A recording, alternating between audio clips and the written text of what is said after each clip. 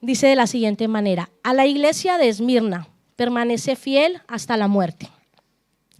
Escribe al ángel de la iglesia de Esmirna. Esto dice el primero y el último, el que murió, que ha vuelto a la vida. Conozco tus angustias y tu pobreza, sin embargo eres rico. Conozco también las calumnias de quienes presumen de judíos y no son más que una sinagoga de Satanás. No te acobardes ante los sufrimientos que te esperan. Es verdad que el diablo va a poner a prueba a algunos de vosotros metiéndolos en la cárcel, pero vuestra angustia durará poco tiempo. Tú permanece fiel hasta la muerte, y yo te daré la corona de vida. Quien tenga oídos, preste atención a lo que el Espíritu dice a las iglesias. El vencedor no será presa de la segunda muerte. Buenos días. Si apagáis las luces, por favor. Para que se pueda ver bien aquí delante. Lo que estáis viendo en pantalla, ¿os aparece? Bueno, lo que estáis viendo ahora mismo es Izmir.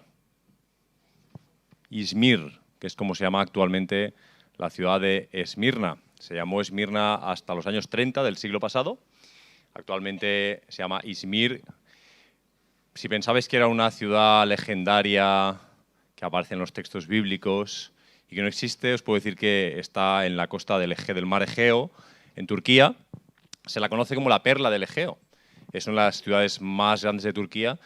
Es más grande que Madrid, para que os hagáis una idea.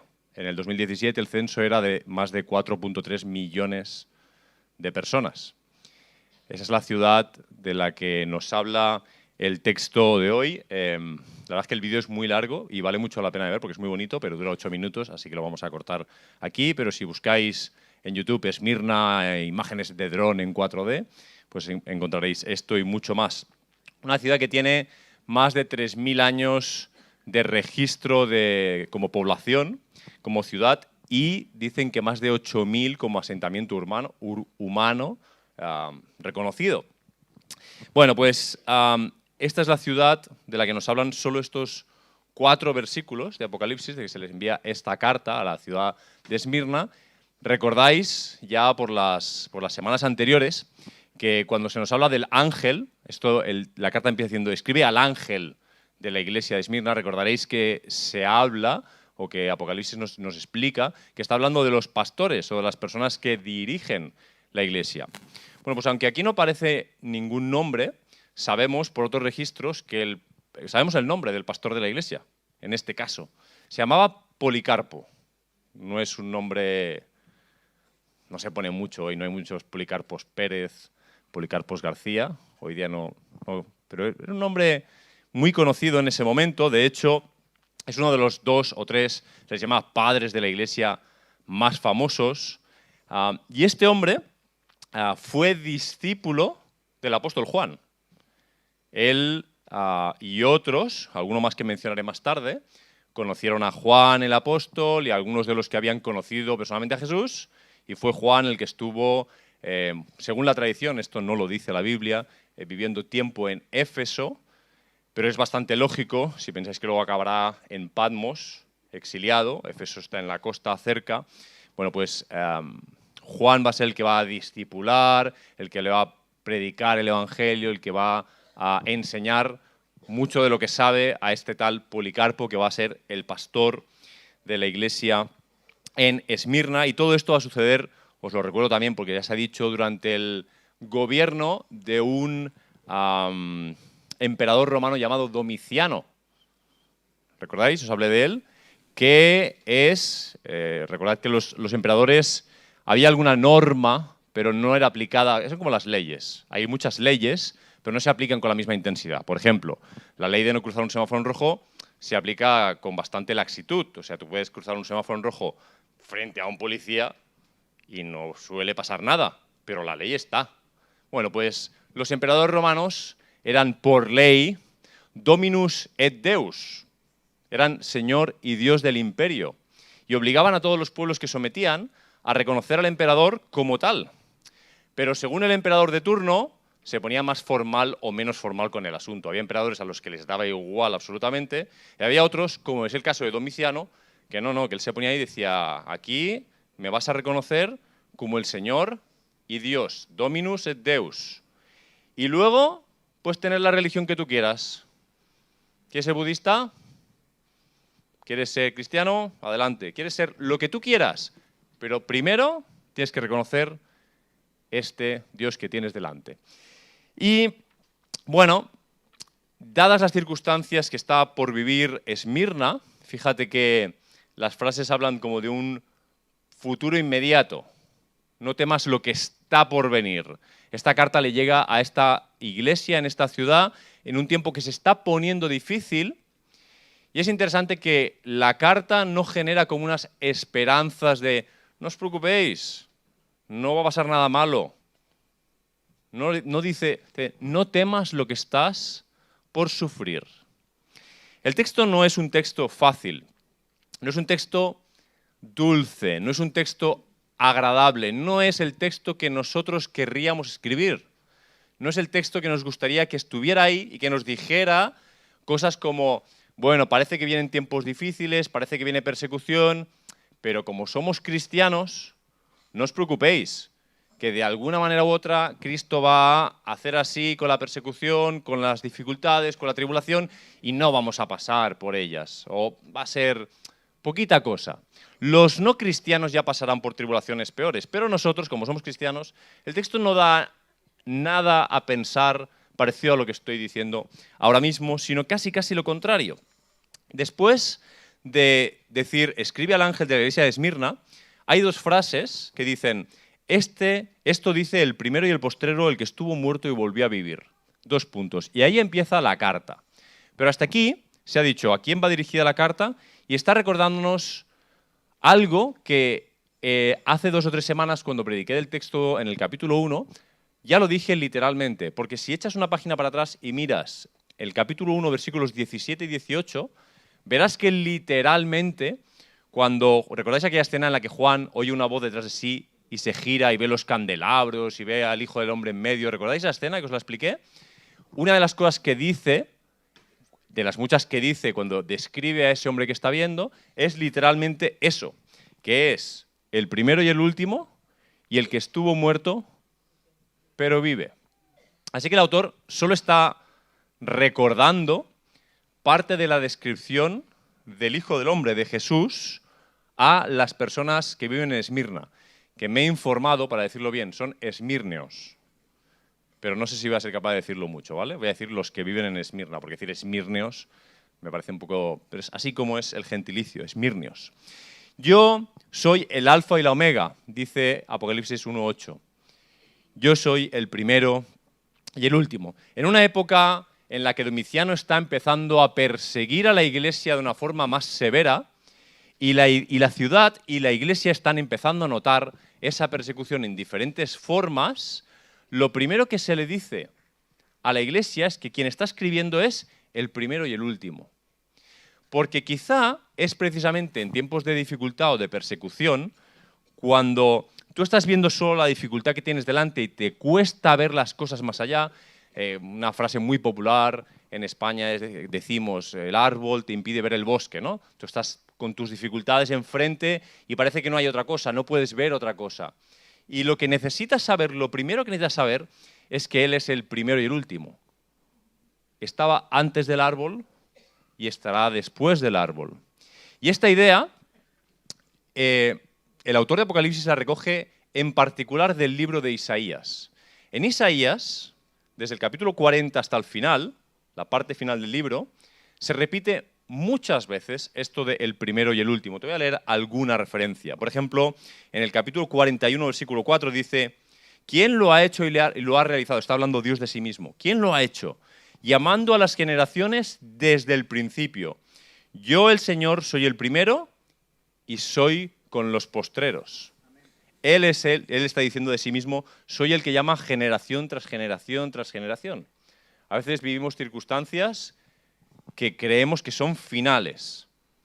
No ha faltado una sola generación probablemente en la historia del cristianismo donde no se ha cantado la venida del Señor ahí, a la esquina, a la vuelta de la esquina. Siempre los tiempos que vivimos parecen ser los últimos, pero lo cierto es que esto lo han pensado generaciones tras generaciones tras generaciones. Y nuestro llamado es a vivir esperando a Jesús, pero nuestro conocimiento también está limitado por lo que la Escritura nos dice de que la hora, el día, solo la sabe el Padre. Así que nuestra disciplina es la de vivir al presente como si Jesús fuera a venir, y vendrá, pero mientras tanto haciendo lo que Él nos pide que hagamos. Él es el primero y es el último, y en esa confianza hay que vivir. Dice también Isaías 44:6, así dice el Señor, Rey de Israel, su Redentor, el Señor de los ejércitos. Yo soy el primero y yo soy el último, y fuera de mí no hay Dios. ¿Te imaginas leerle este versículo a Domiciano? ¿Entiendes por qué el hombre se picaba con los cristianos? ¿Iba por ellos? Porque decían cosas como esta. Le decían cosas como esta. Mira, Domiciano, tú lo que no sabes, tú eres un gobernador y Dios te ha puesto ahí. Y eres muy importante para el imperio. Y estamos sometidos a la autoridad que tú tienes como gobernante. Pero a ti te ha puesto Dios. Tú no eres Dios. Él es el primero y Él es el último. Y fuera de Él no hay ningún Dios. Esto no gustaba de escuchar en Palacio, ni en los ayuntamientos de las ciudades, ni los gobernantes de las ciudades que estaban sometidos a Domiciano. Porque, ¿por qué llega la presión a Esmirna, una ciudad que está lejos de Roma? ¿Por qué? Porque Roma pone gobernantes en las ciudades. ¿Y qué quiere el gobernante de Esmirna? No tener problemas con los que están por encima. Así que si en la ciudad se levanta cualquier movimiento que puede parecer revolucionario, hay un grupo que dice, pues aquí de Domiciano nada, aquí solo seguimos y servimos a Jesús. Parece un levantamiento, hay nervios, entonces se aplaca eso. Y en la ciudad había un gran colectivo, un barrio en ese momento muy numeroso de judíos. Y los judíos tampoco eran muy amigos de los cristianos a final del siglo I, por una razón muy sencilla. Los cristianos eran aquellos que se habían escindido, que se habían separado de los judíos, diciendo, os quedáis atrás, ¿no os dais cuenta que el Mesías que venís proclamando por siglos ha llegado? Es Jesús, es en Él que tenemos que poner nuestra fe. Así que los cristianos, de alguna manera, eran la denuncia pública de que los judíos no se estaban enterando de lo que pasaba. O por lo menos era lo que les decían. Así que los judíos tampoco eran especialmente amigos de los cristianos. Y fueron justamente los judíos de la ciudad de Esmirna los primeros en denunciar y procurar que las autoridades se enteraran bien de quién era cristiano en la ciudad. El primero y el último. Hay muchas más citas sobre esto. Quizá vuelva más tarde a ello. Pero fíjate en el versículo 9. Pues estoy diciendo que, claro, la perspectiva, ¿no? Cuando estás en tribulación pierdes la perspectiva. Y lo primero que hace Dios es, mira, levanta la cabeza. Yo estaba al principio y voy a estar al final. Tranquilo. No te estoy diciendo que no estés sufriendo, no te estoy diciendo... Pero no se queda solo en eso. Fíjate el verbo con el que empieza el versículo 9. Yo, les dice Jesús a las personas que en Esmirna están sufriendo lo que están sufriendo, yo conozco... Y ahora en tu Biblia, depende de qué versión leas, hay o 2 o 3 palabras. En algunas versiones dice tus obras, pero son las menos versiones, porque los manuscritos más antiguos no recogen esa palabra. Y hay otras 2 palabras que sí recogen todas, que es yo conozco tu tribulación y yo conozco tu pobreza. Esmirna, hecho así como si tuviéramos una foto puesta todavía, Esmirna es la tercera, cuarta ciudad más grande de Turquía actualmente. En el momento de la carta, era la tercera, cuarta ciudad más grande del imperio. Solo Roma, Alejandría y los expertos no saben si quizá Antioquía eran ciudades más grandes. Pero aparte, Juan, si podéis poner porfa la foto de Esmirna, donde se ve también Patmos. A ver si está ahí, perfecto. Bueno, aquí tenéis Esmirna, en las televisiones se ve mejor. ¿Lo veis? ¿En las televisiones se ve más claro? ¿Sí? Bueno, ahí arriba tenéis Esmirna, ¿lo veis? Y más abajito tenéis una islita con un círculo, os lo he marcado para que veáis dónde está Patmos, donde estaba Juan. Ahí, en esa isla. Bueno, Esmirna es esto. ¿Habéis visto qué entrada al mar? Este era el segundo puerto más grande del Imperio Romano. el segundo puerto. ¿Sabes lo que significa eso? Significa comercio. Significa comercio y significa transporte, es decir, todo el comercio que vaya más adentro tiene que pasar por ahí, lo que significa dinero y movimiento económico. Esta no era una ciudad pobre. Esta era una ciudad, era el Londres de la época, un centro financiero. ¿Por qué la gente de la iglesia de Esmirna era pobre? Podéis encender luces si queréis. Era pobre porque cuando empiezas a ser perseguido por leyes que van en tu contra, que dicen, esta gente tiene que, sí o sí por ley, decir que Domiciano es Dios y Señor. Esa es la ley. Y cuando no la cumples, lo que empieza a pasar es que aquellos que quieren estar a buenas con el gobierno, necesariamente sí cumplen la ley y lo que hacen es no mezclarse con aquellos que van a ser problemáticos o están siendo problemáticos. Así que lo que empieza a pasar es que si tú tienes dos pescaderías y una es de un cristiano y la otra es de otra persona cualquiera, empiezas a ir a la otra pescadería con la simple razón de que quizá tu vecino no te acuse de estar mezclado con esos que no reconocen a Domiciano. De tal manera que si tú eres un cristiano pescador o que tienes una pescadería o tenías una tienda de telas o tenías lo que tuvieras, poco a poco empiezas a perder tu clientela. Y pronto tampoco los que te administran o te suministran los materiales tampoco quieren saber nada de ti, con lo cual muchos de los cristianos empezaron a entrar en problemas financieros, en bancarrota, en problemas económicos, y estamos hablando de un tiempo en que los servicios sociales no eran como hoy, tú entrabas en pobreza y punto. No había bancos de alimentos en el barrio a los que acudir, donde te ayudaran.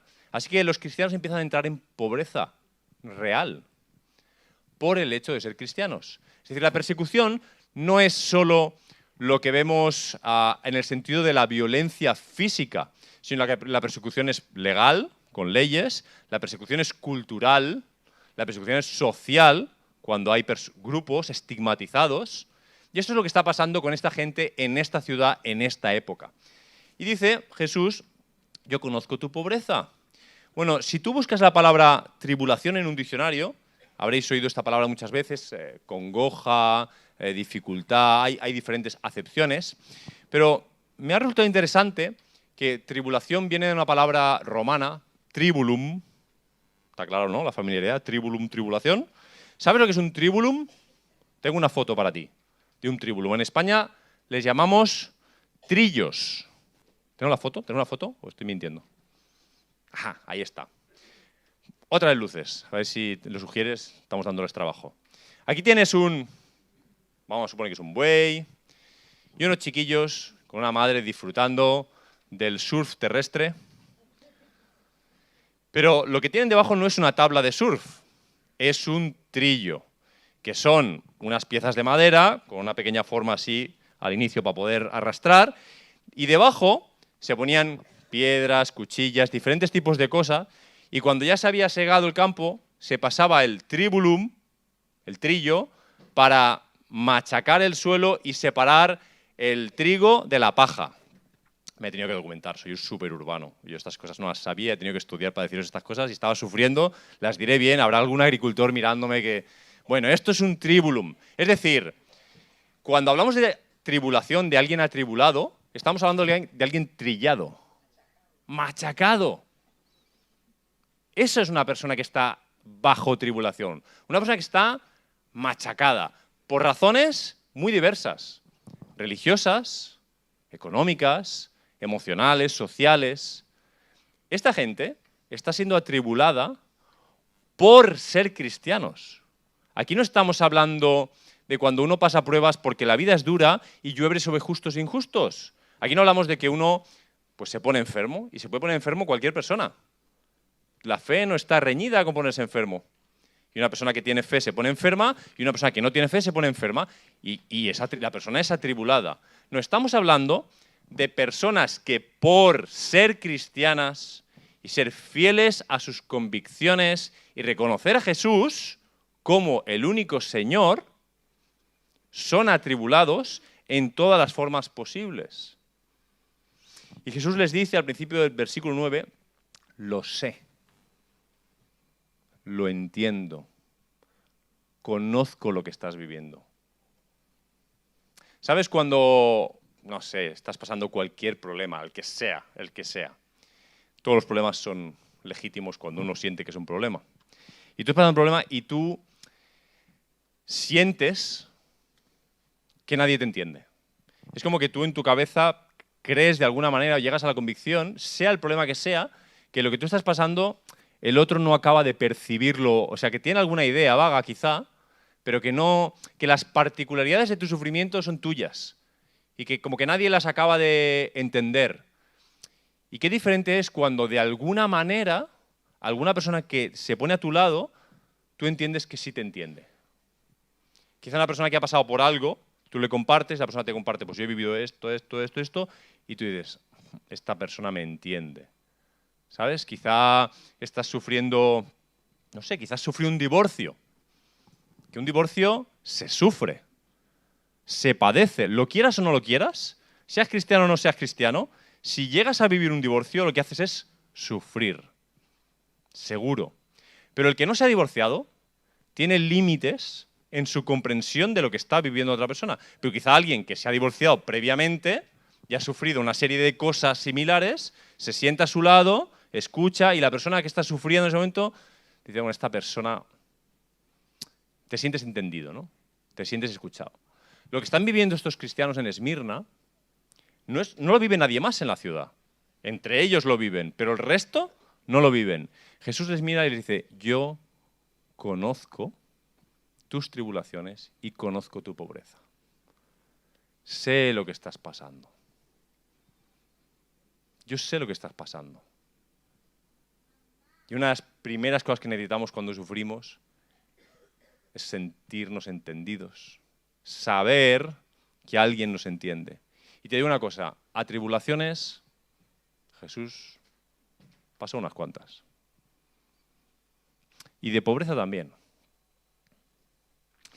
Y entiende a esta gente. Los comprende. El estigma social está provocando una fuerte crisis económica para ellos. Los vecinos no les hablan. Son la gente odiada del lugar.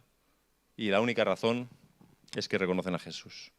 Y son pobres por eso. Y sus hijos padecen por eso. Sus padres padecen por eso. Sus esposos y sus esposas padecen por eso. Y hay un paréntesis ahí. Dice, conozco tu tribulación y tu pobreza, pero eres rico. De nuevo, es perspectiva. Tú estás viendo solo la pobreza del momento, el hambre del momento, la dureza del momento. Pero Jesús te recuerda la perspectiva, es decir, tienes que mirar más allá. No es deja de mirar el presente, es no mires solo el presente. Y te podría leer tantos versículos. Conocéis la gracia de nuestro Señor Jesucristo, que siendo rico, sin embargo, por amor a nosotros, se hizo pobre, para que vosotros, por medio de su pobreza, llegarais a ser ricos. O como pobres, pero enriqueciendo a muchos, como no teniendo nada, pero poseyéndolo todo. Y esto es fácil de decir desde la posición de la no pobreza. Pero no deja de ser verdad. No deja de ser cierto lo que Jesús nos está diciendo. Y no necesito invitar a un pobre al estrado para decíroslo y que tenga verdad. Es verdad, porque nos lo dice Jesús.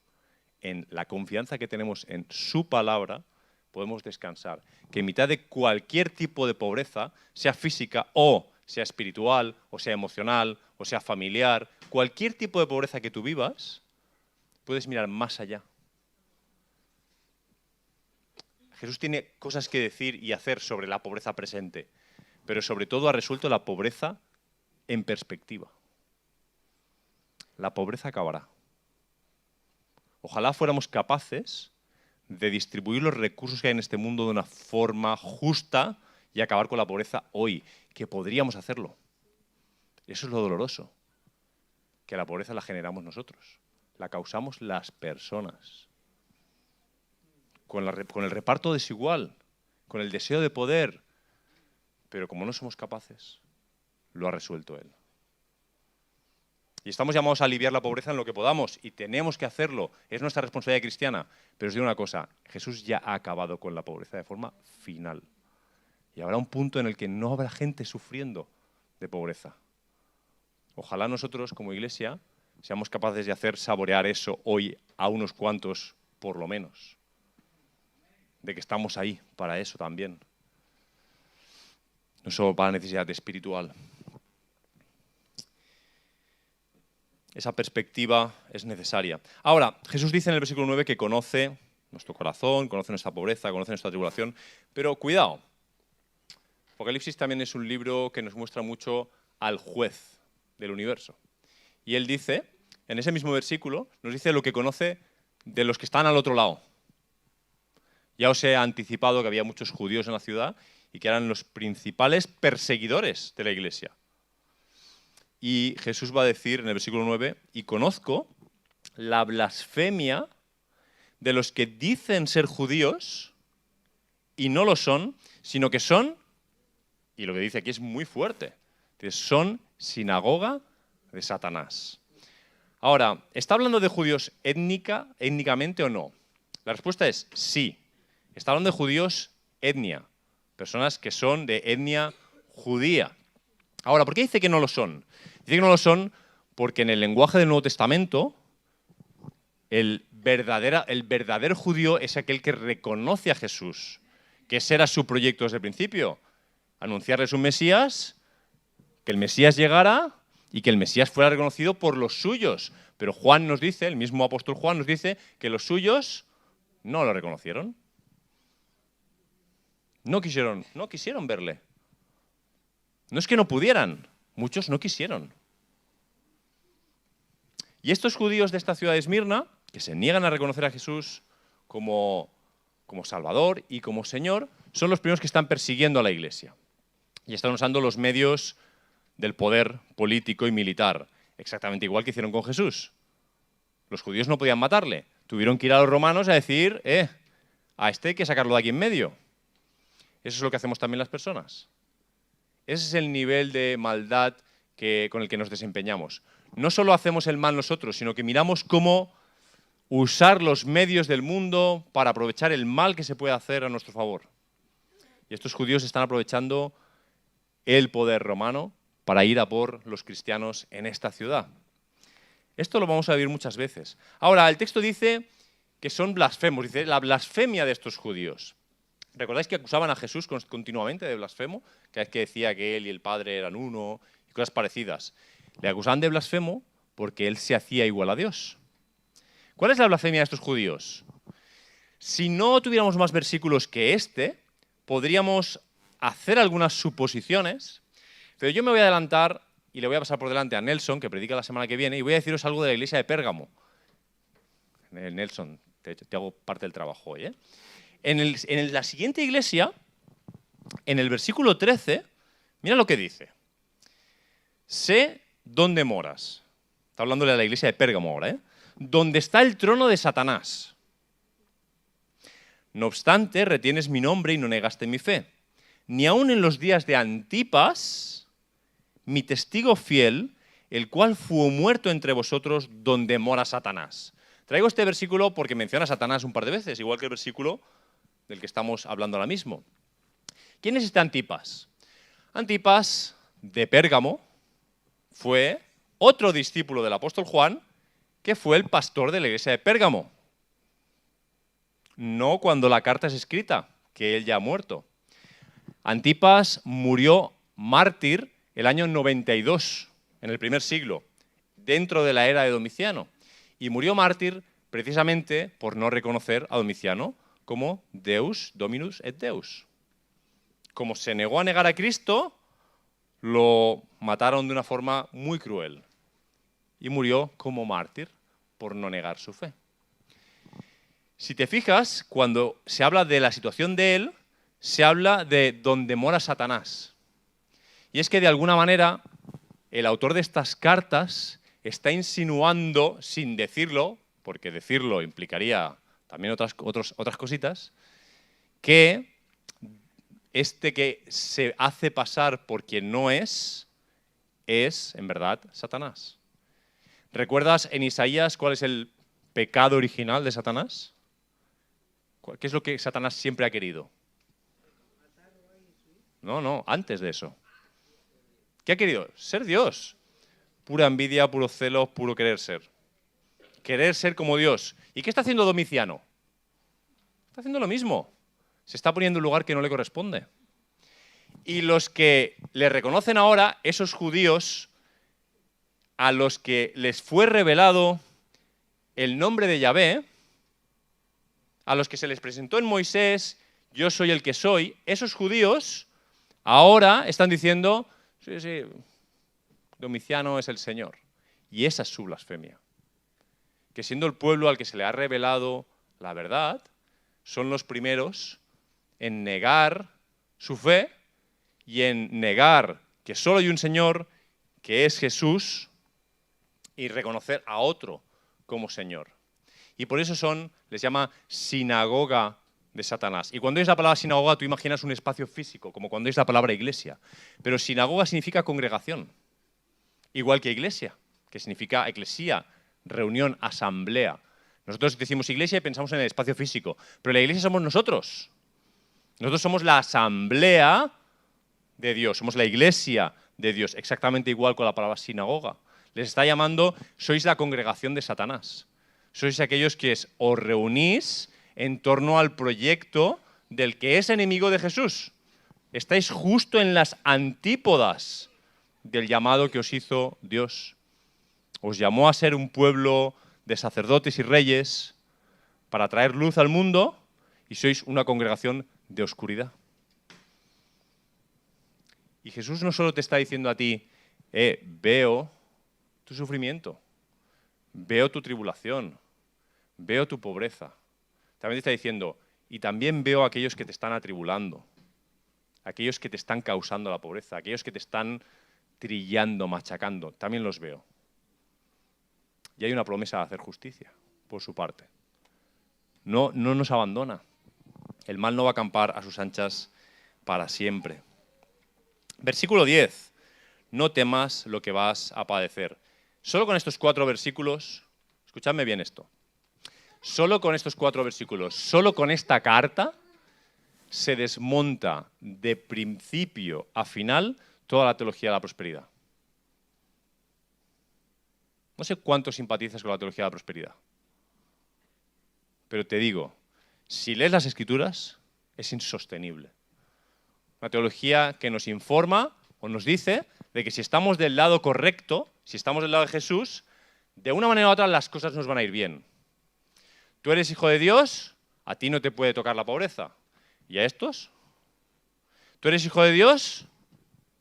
¿Será que la enfermedad que tienes, será que nos informa de que quizá no seas hijo de Dios verdaderamente? ¿No te ha pasado nunca encontrarte con alguien y tú en tu enfermedad y la otra persona, pecado habrá? Falta de Biblia, lo que te pasa a ti. Falta de comprensión de lo que la Biblia nos dice. No temas lo que vas a sufrir. ¿Está Jesús diciéndote, no te preocupes que no vas a sufrir? No, vas a sufrir. De hecho, justamente, si estás en el lado correcto, es decir, si estás siguiendo a Jesús, precisamente por la causa de Jesús, Él te avisa de que vas a sufrir no solo lo que sufren los que no están de su causa, porque llueve sobre justos e injustos, sino que por causa del Evangelio también hay sufrimientos. Con lo cual, la pura matemática te dice que aquí sufrimos más. Es como ser del Atlético de Madrid. Cuando yo era joven, ahora les va un poco mejor. Siempre se decía eso en el fútbol. Tenías que ser del Barça o del Madrid, si no tal, pues si eras del Atlético de Madrid era como ganas de sufrir. Eso es lo que se decía por España. Pues si tú te asocias a Jesús, quiero que sepas que la tribulación que cae en cualquier casa puede caer en la tuya también. Pero si sigues a Jesús fielmente, también va a haber tribulación que tiene que ver con la causa del Evangelio. Esa es la que está sufriendo esta gente, por cierto. Aparte, en sus casas probablemente habría lo mismo que en la de cualquiera. Posiblemente habría algún enfermo en algún sitio u otro. Vamos a predicar el Evangelio como es. Por favor, dejemos de engañar a las personas en nuestro compartir, en nuestro testimonio, insinuando de alguna manera, aunque sea por omisión, que puedes venir aquí a este lado, que aquí es donde se está bien, calentito, que nunca se pasa frío, que nunca falta la comida. Eso no es verdad. No es cierto. Las promesas de Jesús son otras. Son otras. No temas lo que vas a padecer. No temas.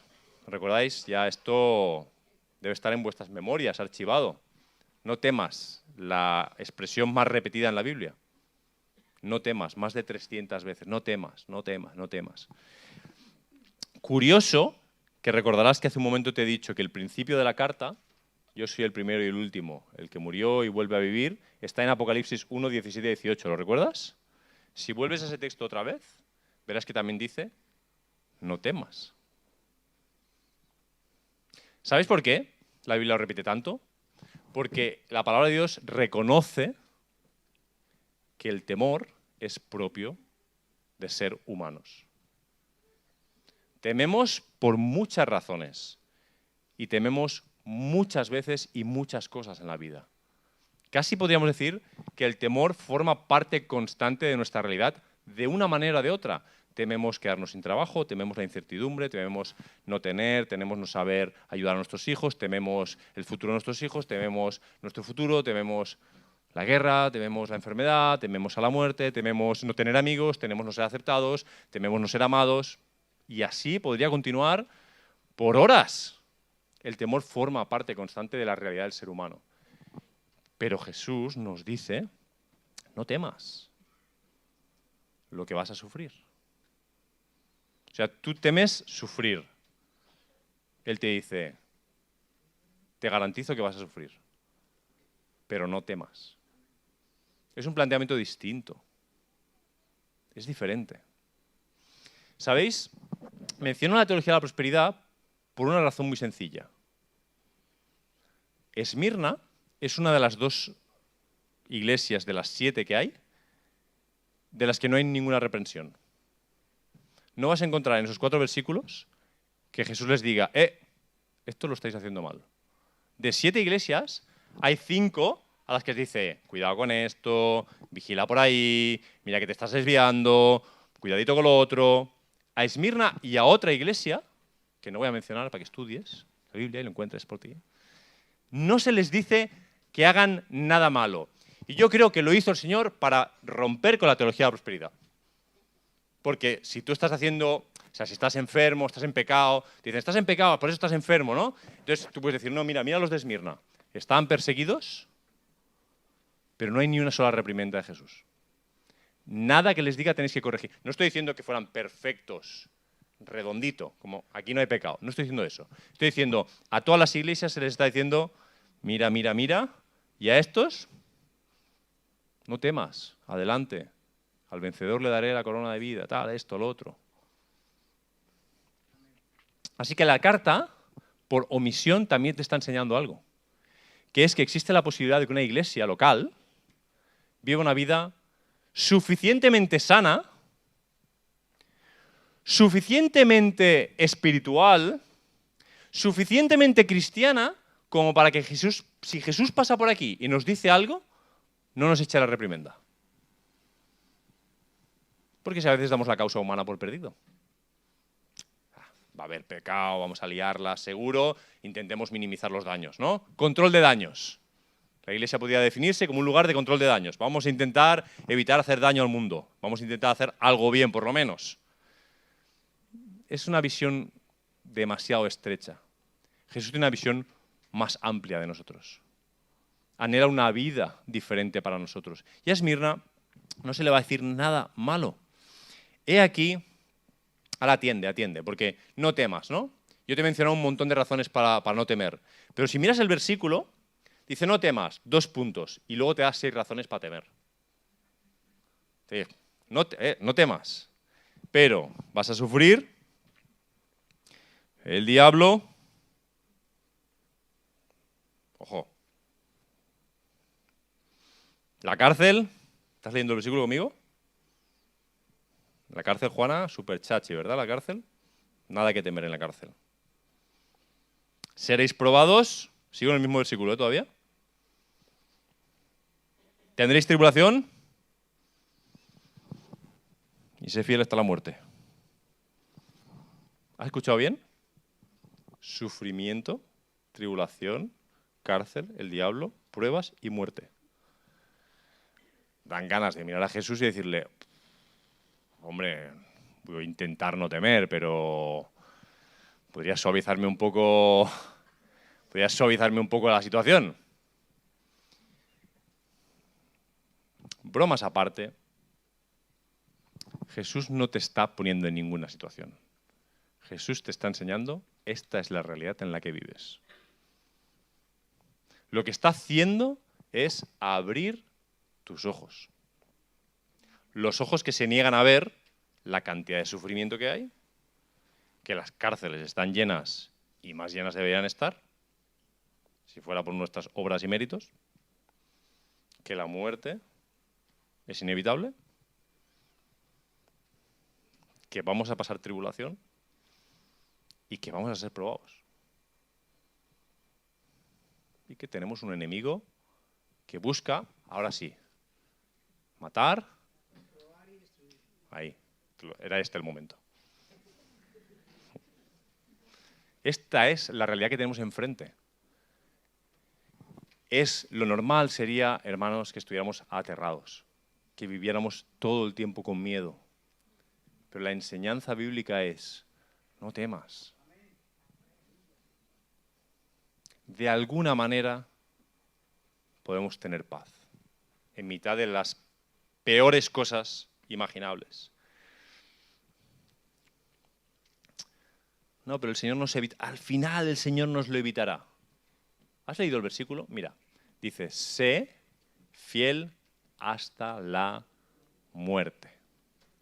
No dice, sé fiel que al final yo te evitaré la muerte, sino sé fiel hasta la muerte. Que se lo digan a Antipas de Pérgamo, que fue fiel y lo único, o sea, el camino de cruces ahí que tuvo que enfrentar fue, oye, niega a Cristo y sigue viviendo.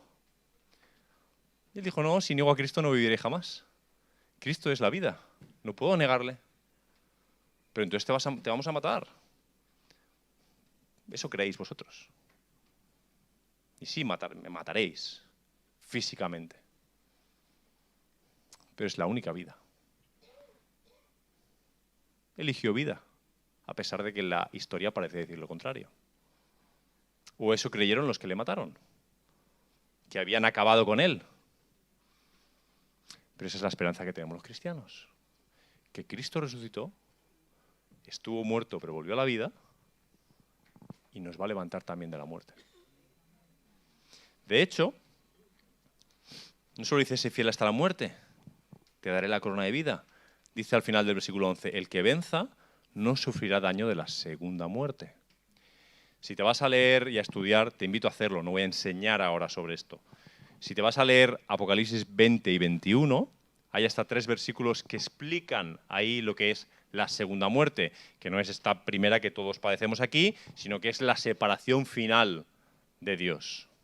Estar separado de forma final de nuestro Señor. Está diciendo, al que venza, no le está prometiendo dinero, felicidad, bienestar, autorrealización. No. La promesa final es, la segunda muerte a ti no te va a tocar. Que significa, nada te va a separar de mí. Y te resonará en la cabeza el texto de Romanos, ¿no? Ni la vida ni la muerte, ni ángeles ni potestades, ni el presente, ni el porvenir, ni el pasado. Nada, nada puede separarte de Cristo Jesús. Absolutamente nada. Sé fiel hasta la muerte, yo te daré la corona de vida. Un par de detalles más y acabo. Ahí dice, tendréis tribulación 10 días. Y claro, ya sabes cómo es Apocalipsis y los símbolos, la numerología y tal. Entonces hay teorías, ¿no? Hay gente que se mete ahí en la numerología, en la cabalística, a fondo y dice, el 10 El sistema decimal, el 10 es como el final, ¿no? El sistema decimal, todo funciona de 10 en 10. Entonces el 10 es como lo terminal. Lo que está diciendo es que terminará. Digo, bueno, sin meterte en eso, puedes llegar a la misma conclusión con solo las palabras. Porque si él te dice, la tribulación durará 10 días, sean estos 10 días de 24 horas, o signifique cualquier otra medida temporal, lo que significa seguro es que empieza y que acaba. ¿O no? El día 11 no habrá tribulación. Sea eso 11 días reales o sean cualquier otro tipo de número. Lo que es seguro, lo que te está diciendo Jesús, es que la tribulación no es para siempre. Tiene un final. No sé si tú lo verás. Antipas de Pérgamo no lo vio. Policarpo de Esmirna, pastor de esta iglesia, sobrevivió a Domiciano y siguió pastoreando entre 40 y 50 años más. Pero en el año 155 aproximadamente había otro emperador con un nombre más gracioso, Antonino Pío, que volvió al mismo camino de Domiciano de aquí estoy yo, Dominus et Deus. Y también convocó a nuestro amigo Policarpo y le dijo, Dominus et Deus. Y Policarpo le dijo lo mismo que Antipas le había dicho a Domiciano. Le dijo, aquí el único Dominus et Deus es Jesús de Nazaret. Y murió martirizado, exactamente igual que Antipas.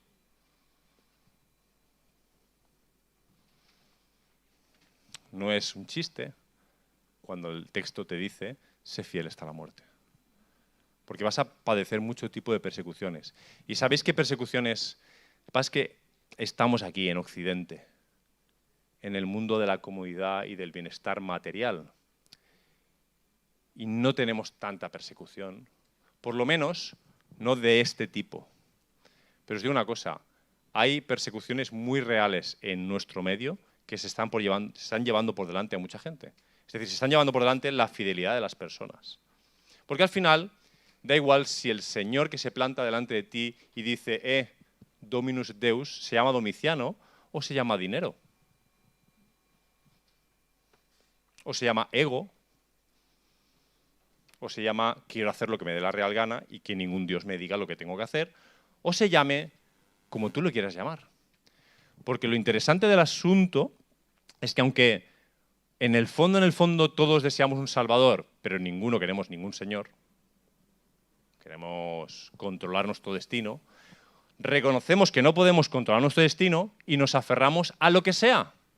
Dinero, ciencia, carrera laboral, amor, sexo, lo que sea. Nos aferramos a algún tipo de Señor que nos genere algún tipo de sensación de que vamos a tener algo algo. Y hay muchos domicianos corriendo por el patio, diciéndote, sí, Jesús te dice, pero hay más información.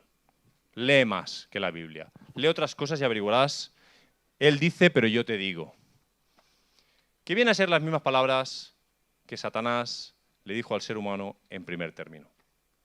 Con que Dios te ha dicho, pero lo que no te ha dicho es esto otro. Y te aporta otra información y te señala a otro posible Señor. Lo que tú no sabes es que si sigues mis consejos, tú serás tu Señor.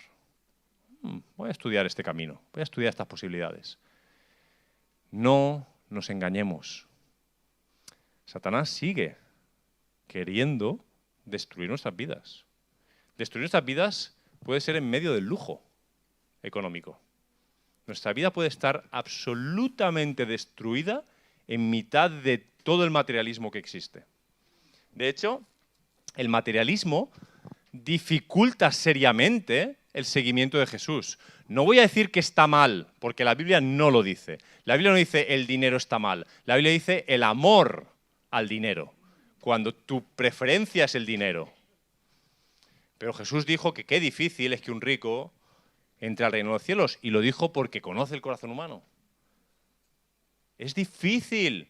Y cuando vemos en el pasado a algunos hombres y mujeres que han tomado algo que para nosotros casi es cómico, el voto de pobreza. Esa gente podían estar locos, pero también entendían que en ese medio, pocos riesgos tenía su vida. Cuando tú tienes poco que perder, no te aferras a nada. Pero cuando tienes mucho, te preocupas de mucho. Cuanto más tienes, de más te preocupas. Acabo con 3 ideas. Número 1, las he ido mencionando, son más recordatorios que otra cosa. Número 1, Esmirna, la ciudad sin reproche y sin corrección. Quiero hacerte notar algo de esto. Y me voy a desvelar con esto. Bueno, lo desvelo. Hay otra... Quería dar misterio, pero no sé. La otra iglesia que no es reprochada es Filadelfia, ¿vale? Filadelfia.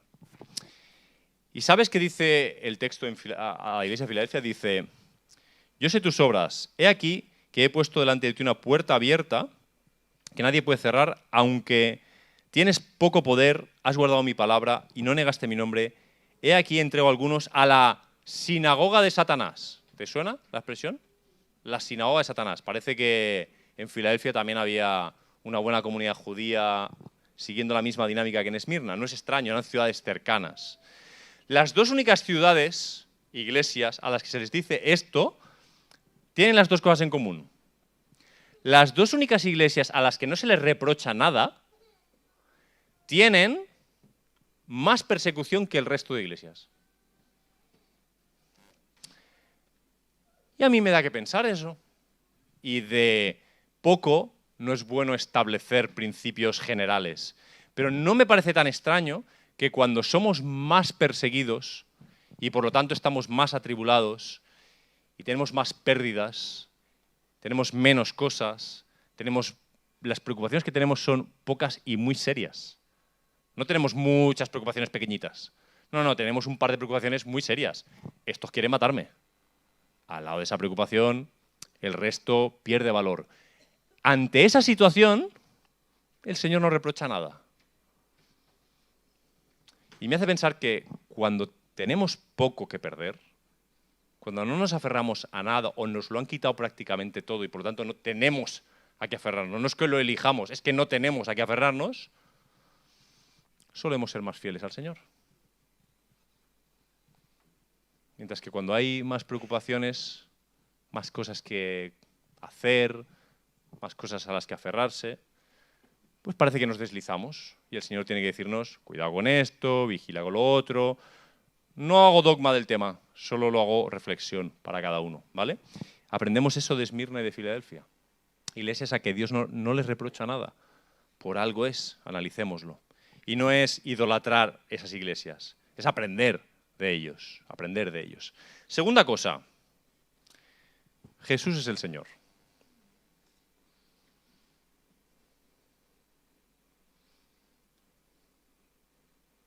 Él lo es. Y la pregunta legítima es, y solo te la puedes hacer tú mismo y respondértela tú solo, ¿es tú, Señor?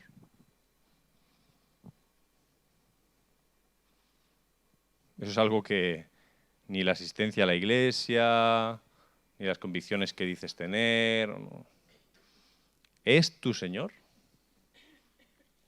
¿Es tu Dominus? ¿Es Él el que señorea tu vida, que significa domina tu vida, controla tu vida? Son palabras que pueden sonar muy mal, porque la realidad social actual las ha cogido y solo las explica desde el lado del abuso, ¿no? Alguien te controla, es algo malo. Yo controlo a mis hijos, ¿eh? Y creo que es bueno para ellos. O sea, ahí todo es el uso y el abuso. Pero el Señor Jesús no quiere abusar de ti. Quiere ser tu Señor porque te ama. Quiere ser tu Señor porque desea tu bien, porque desea que vivas aquí de una forma sana y para siempre en su presencia. Él quiere ser tu Señor. La cuestión es si es tu Señor. En Esmirna lo tenían bastante claro. Y tercera cosa, cada vez que hablamos de tribulación, cada vez que hablamos de problemas, les llamamos el valle de sombra, la montaña que hay que subir, la semana difícil, porque la vida es compleja. Cada vez que hablamos de esto, tenemos la tentación, personalmente, de pensar que sí te estás teorizando sobre la tribulación, pero tú no conoces mis tribulaciones. O sea, tú estás hablando ahí al micrófono, pero tú no tienes ni idea lo que es vivir una pandemia en una habitación con tu esposa. En solo una habitación, ahí encerrados por meses, y mantener el matrimonio a flote. Tú hablas desde el micro, pero tú no tienes ni idea lo que es padecer esto y aquello, y tú no tienes la enfermedad que yo tengo, tú no tienes esos dolores que yo tengo, no tienes esto. Tienes razón. No lo sé. Yo no lo sé. Como tú no sabes los míos. Y nos acercamos, los compartimos e intentamos ayudarnos. Intentamos. Pero Él sabe. Él te mira, Él te puede decir, yo conozco. Yo conozco exactamente lo que tú estás pasando. Es más, yo sé lo que tú estás pasando, ni tú mismo entiendes lo que estás pasando. Entonces estás en mitad del bosque y efectivamente no ves más que el árbol que tienes delante. Pero Jesús plantó ese árbol. Estaba antes del árbol y estará después. El bosque es suyo y todo el universo. Ha creado cada una de tus células. Hay millones de papilas gustativas en tu lengua que morirán en 72 horas. Y todos los billones de papilas gustativas que hay en tu boca durante toda tu vida, todas las ha creado Él. No sé cómo explicarte que Él realmente entiende lo que te está pasando. Y tú podrías estar a su lado.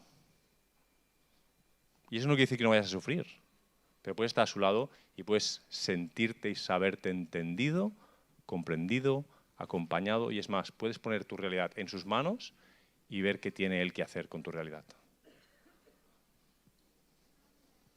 ¿Tienes una opción mejor? A veces lo hacemos a modo de invitación, pero yo te lo pregunto de otra manera. ¿Tienes una opción mejor que esa? Si tienes una opción mejor para la vida, síguela. Yo no conozco otra mejor. No la conozco. Soy conocido por el Dios del universo. Me acompaña, me ama, te ama.